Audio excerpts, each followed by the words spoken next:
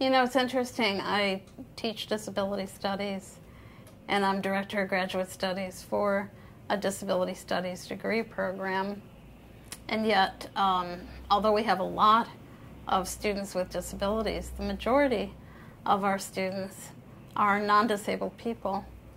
And they are people who, when they go through our courses and they hear, in our coursework, we make sure that they hear the voices of disabled people, people who are leaders, like Ed Roberts, and also people who are in the trenches, living their lives. And after they've been exposed to the messages of disability, I won't say that there's a single message, but once they've been exposed to life with disabilities as disabled people know it, it's amazing how many of them say they've learned so much that's valuable in their own lives, that it really has helped them change views about life in ways that are going to be helpful to them.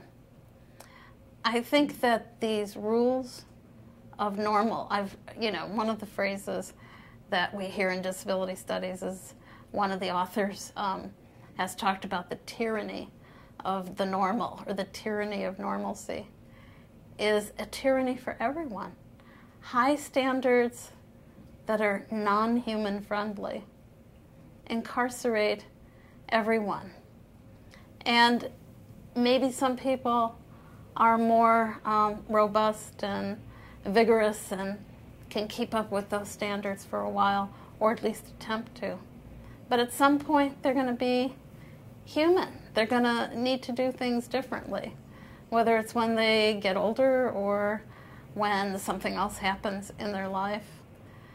And then they will either learn the lessons that many of us have learned, that it's valid to be different, or they will despair.